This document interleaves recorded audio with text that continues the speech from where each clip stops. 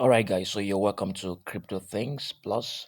All right, where we talk about crypto and money realities, including everything that has to do with the prophetic. All right, and so we're going to be talking about whether we're going to be seeing a kind of in a positive movement in the market in the next few weeks or months, according to prophecy. Now, whatever I am saying here, I have to make this disclaimer: is not a financial advice. All right. None of the things I'm going to be saying here is actually in any way to advise you or to admonish you to buy or to sell. This is just for educational purposes. This is actually for entertainment and not in any way a financial advice. All right. So, but before I actually go into that, now, if you are, excuse me, if you are interested in actually getting some technical analysis, also you can also make a comment on that, making a request for that if you are interested in that. Okay, because we're going to be covering some of those things after some time from henceforth. All right. So looking at the prices of the coins, of course, you can see that some of these prophetic coins, XP is at 30 million, COAI is at 60 million, and of course, crepe is at 11.2 million, and Wikicat is at 30 million also. Now, of course, there are some other coins that are also called by Prophet Joel, which are not necessarily tagged prophetic, but they are somehow also doing well, like Herd, like Clip X.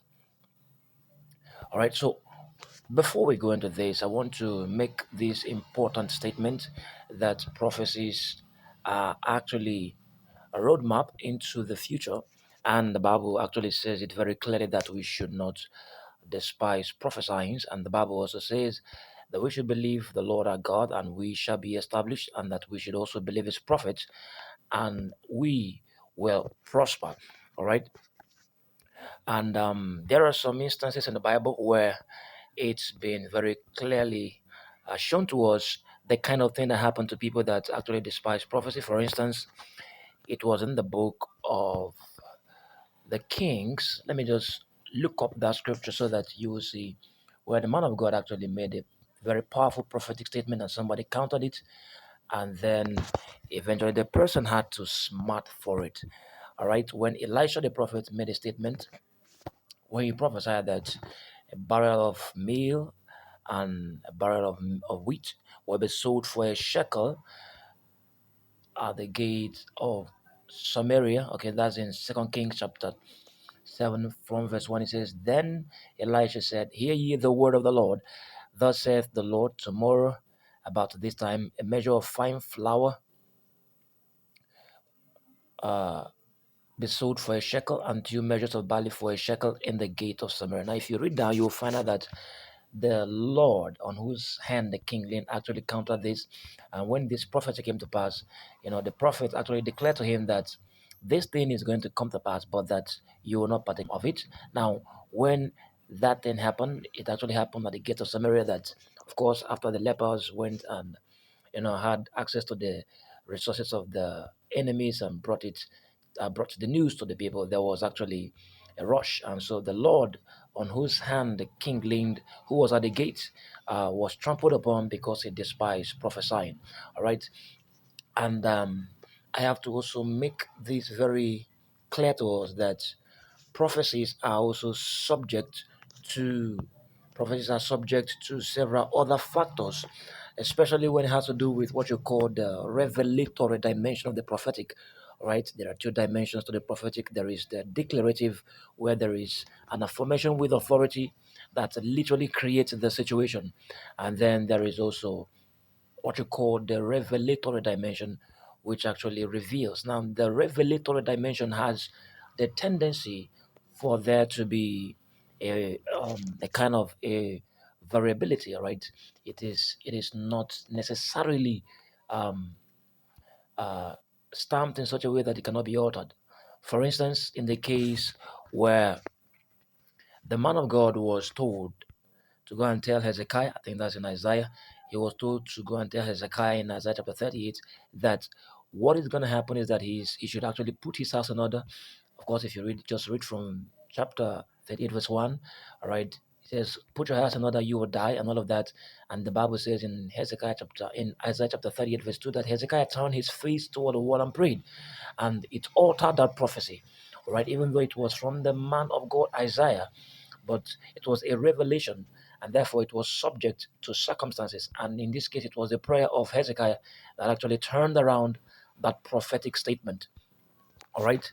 So there is the possibility that prophecies can come and actually be hindered by one factor or the other, especially when there is no prayer attached to it. All right. So, for instance, you see in the Bible where certain things are said and it looks like it didn't come to pass. It means that it is from the standpoint of the revelatory dimension. And there is something that we believers have to put into consideration, and that is the fact that we have the responsibility to make prophecies also to come to pass, especially when it has to do with what you call the revelatory dimension of the prophetic. All right. For instance, in the book of First Timothy, when Paul was speaking to Timothy, he told him that he should contend with the prophecies that are given unto him. He says in First Timothy chapter 1, verse 1, he said, this charge I commit unto thee, son Timothy, according to the prophecies which went before on thee, that thou by them mightest war a good warfare. All right. So it is actually a contention because there are forces that will make sure that these prophecies do not come to pass. It is in the good interest of believers. So the enemy will not just watch it actually unfold like that without fighting against it. That is why we believers we have the responsibility to use warfare and prayers to make sure that prophecies are actually birthed. All right. So very, very important.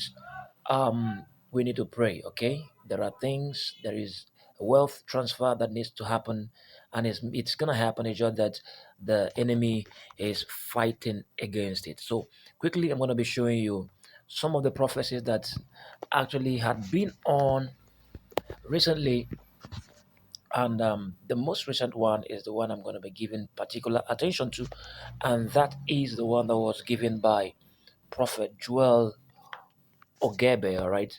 Now, Prophet Joel Ogebe has actually given prophecy on crepe, and we saw how it actually manifested. And also people like David, people like Pastor David, of course, and of course people like Manuel Johnson, and all of these great prophets, Brian and Money on the Move, and all of these prophetic channels. All right. So from Prophet Joel, the most recent one, which he actually released. Okay. All right. So this is actually coming from Prophet Joel, and he says from April, okay, that is in the next 2 months, we will begin to recover. That is talking about cryptocurrency, of course. So he said that in April we will begin to recover. Now, if you have been following Prophet Joel, you know that he has actually been an authority in the prophetic.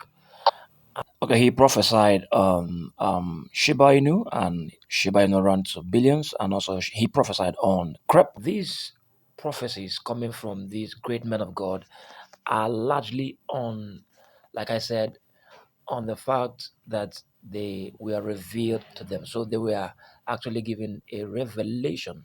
So that means these prophecies are actually from the revelatory dimension of the prophetic. Okay, they may not necessarily be as what you would call declarative, right?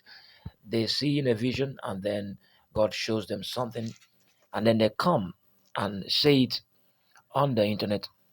Now, like I said, it is subject. It is subject to change. Like you see, in some cases, as Pastor David had talked about XP doing wonders in the previous months and all of that, and it looks like it didn't come to pass. Now, all of those things are actually subjects. It does not mean that the prophet is fake. It does not mean that he didn't actually see well.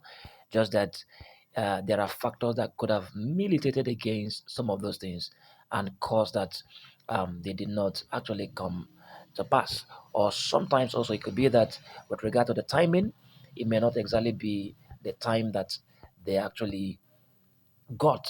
It may be that there is another time that God actually put in place for those things to actually find expression. So that is actually that from Prophet Joel. Now, of course, if you've been following Prophet Pastor David, who is also a prophetic minister, you will notice that there are certain prophecy that he had given where he talked about March and crepe. That means crepe will move in March. Also, I will tell you about the grace of God 2 months ahead when the cryptocurrency market will start to pump and peak. There will be a big crash the very month a lot of people were hoping.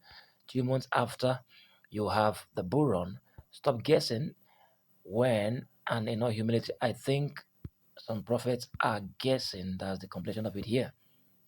So we do not guess, all right? So he said that he has um can see it. Now, of course, from the one he did 6 days ago, you can see he say that from March, he said you will no longer see crepe. Now, this is concerning crepe. As low as it is, he said, the crying over crepe will be over, beginning a new phase. All right, by the deep. Now, of course, this is not a financial advice. So you've been seeing all these prophecies, and if you've followed people like Rosalind Solomon also, she actually prophesied about the crash that was actually experienced some few days ago, and she also said that another crash will be coming.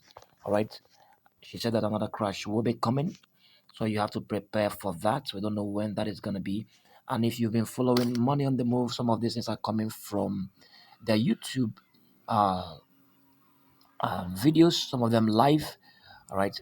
Okay, they have been talking about crashes coming imminent. All right. And if you follow them, David Williams of Generation Next, okay, he also prophesied about a severe crash coming. And of course, if you follow the Brian also talked about a blood red February market crash, which I think has somehow happened. But the possibility of another coming is also there.